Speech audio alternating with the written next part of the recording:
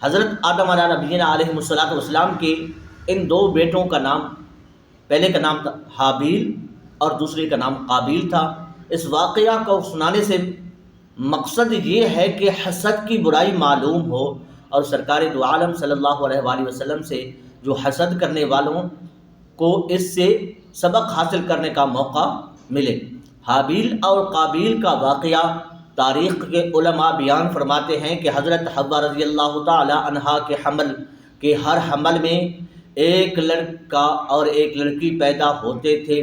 اور ایک حمل کے لڑکے کا دوسرے حمل کی لڑکی کے ساتھ نکاح کیا جاتا تھا، اور چونکہ انسان صرف آدم علیہ نبینا علیہ الصلوۃ والسلام کی اولاد میں منحصر تھے تو آپس میں نکاح کرنے کے علاوہ اور کوئی صورت نہ تھی۔ اسی دستور کے مطابق حضرت آدم علیہ نبینا علیہ الصلوۃ والسلام نے قابیل کا نکاح حابیل کی بہن لیودا سے جو حابیل کے ساتھ پیدا ہوئی تھی، اور حابیل کا نکاح اقلیمہ سے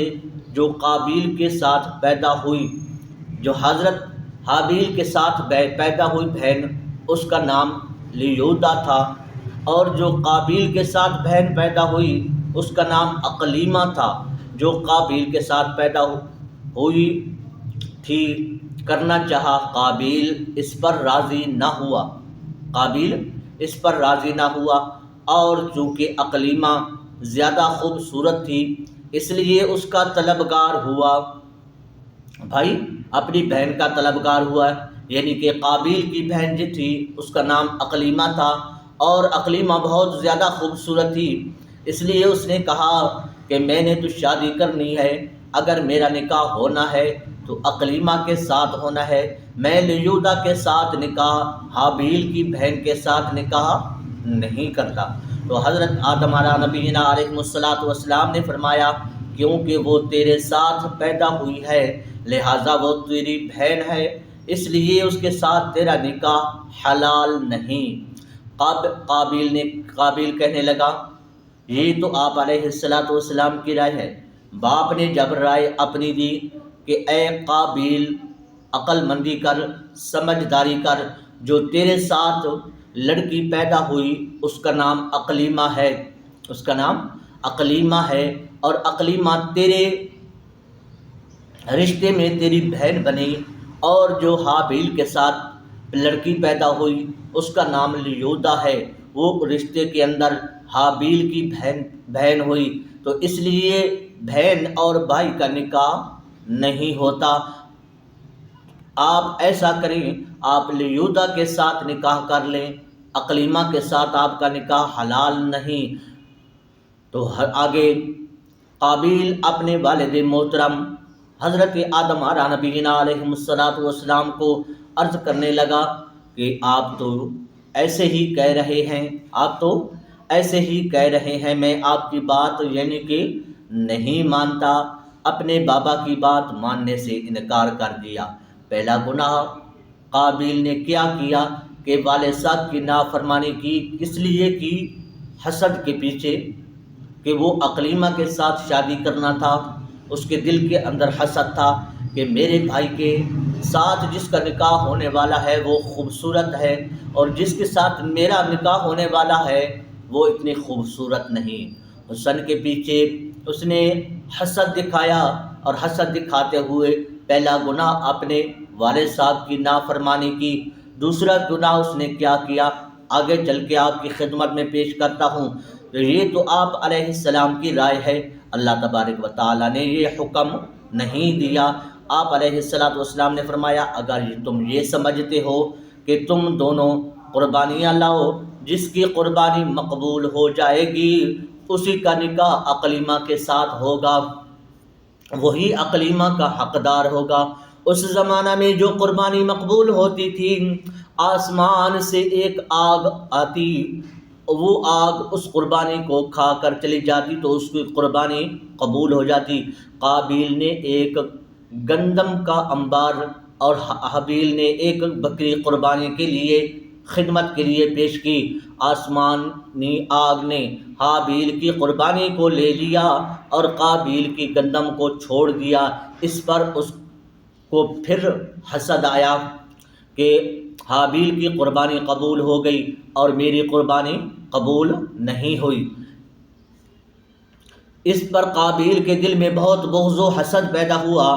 اور جب حضرت آدم علیہ نبینا علیہ السلام حج کے لیے مکہ مکرمہ تشریف لے گئے تو قابیل نے حابیل سے کہا کہ میں تجھے قتل کروں گا۔ حابیل نے کہا کیوں؟ قابیل نے کہا اس لیے کہ تیری قربانی مقبول ہوئی اور میری قبول نہ ہوئی تو اقلیمہ کا مستحق ٹھہرا، اس میں میری ذلت ہے۔ حابیل نے جواب دیا کہ اللہ تبارک و تعالیٰ صرف ڈرنے والوں کی قربانی کو قبول فرماتا ہے۔ حابیل اس مقولہ کا یہ مطلب ہے کہ قربانی کو قبول کرنا اللہ تبارک و تعالیٰ کا کام ہے، وہ متقی لوگوں کی قربانی قبول فرماتا ہے۔ تو متقی ہوتا تو تیری قربانی بھی قبول ہوتی، تو پرہیزگار ہوتا، تو عبادت گار ہوتا، اللہ تبارک و تعالیٰ کا اچھا ہوتا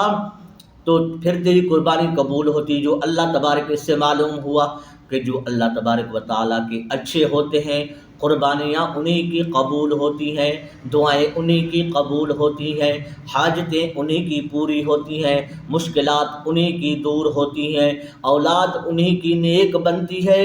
اولاد انہی کی فرما بردار بنتی ہے جو رب کا بنتا ہے۔ جو رب کا بن گیا، اللہ تبارک و تعالیٰ نے دنیا کو پھر بنا دیا اسی کے لیے، اللہ تبارک و تعالیٰ نے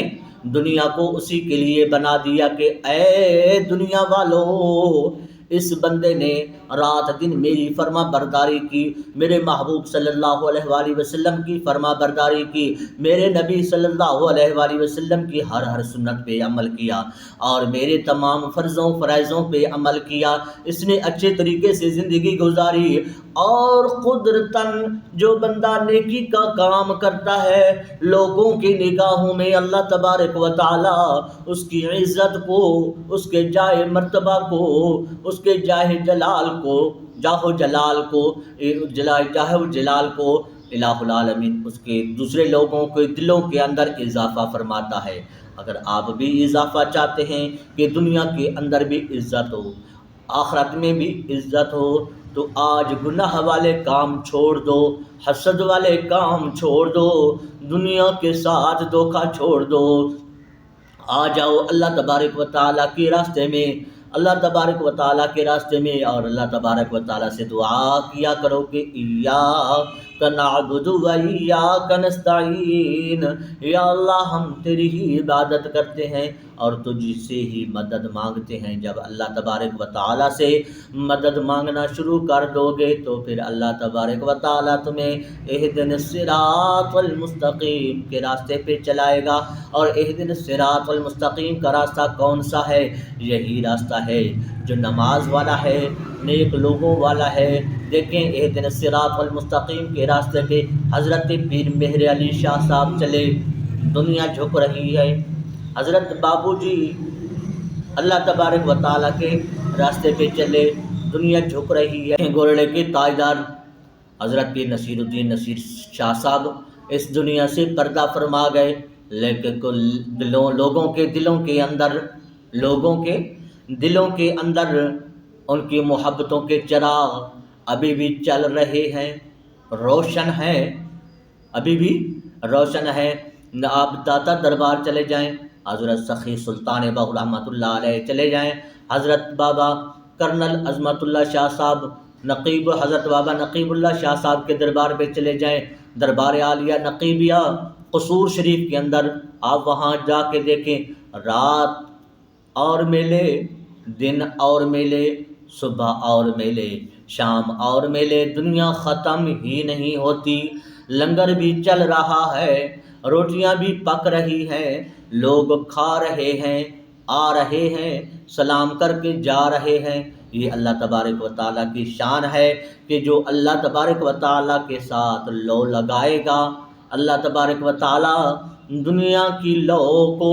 ان کی طرف کر دے گا کہ دنیا والو اس بندے کو اپنی آنکھوں میں بسا لو، اپنے دل میں بٹھا لو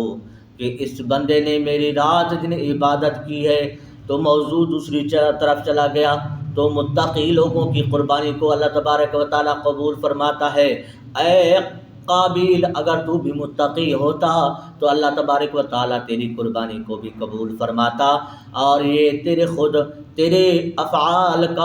اعمال کا یہ تیرے کاموں کا نتیجہ ہے کہ اللہ تبارک و تعالیٰ نے تیری قربانی کو قبول نہیں کیا۔ اس میں میرا کیا قصور ہے؟ اگر تو مجھے قتل کرنے کے لیے میری طرف اپنا ہاتھ بڑھائے گا تو میں تجھے قتل کرنے کے لیے اپنا ہاتھ تیری طرف نہیں بڑھاؤں گا، کیونکہ میں نہیں چاہتا کہ میری طرف سے ابتدا ہو، حالانکہ میں تجھ سے دانا بھی ہوں، طاقتور بھی ہوں، میرے اندر طاقت زیادہ ہے۔ طاقت اللہ تبارک و تعالیٰ نے دی ہے، یہ صرف اس لیے کہ میں اللہ تبارک و تعالیٰ سے ڈرتا ہوں، اور میں یہ چاہتا ہوں کہ میرے قتل کرنے کا گناہ اور تیرا گناہ، یعنی جو اس سے پہلے تو نے کیا کہ والد صاحب کی نافرمانی کی، حسد کیا اور خدائی فیصلہ کو نہ مانا، یہ دونوں قسم کے گناہ تیرے اوپر ہی پڑ جائیں تو تو دوزخی ہو جائے۔ دعا ہے کہ اللہ تبارک و تعالیٰ ہم سب کی حاضری کو اپنی بارگاہ کے اندر قبولیت عطا فرمائے۔ بھائیوں سے پھر گزارش کروں گا، چینل کو لازمی سبسکرائب کرنا، شیئر کرنا، صدقہ جاریہ سمجھ کر دوسروں تک شیئر بھی ضرور کرنا۔ اپنے بھائی کو دیجیے اجازت، اور آج کے سبق سے جو ہمیں حاصل ہوا وہ یہ ہوا کہ انسان کے لیے حسد جو ہے وہ بہت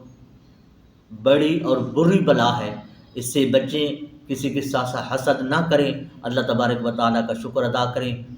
تب تک کے لیے اپنے بھائی کو دیجیے اجازت۔ اللہ حافظ، اللہ نگہبان۔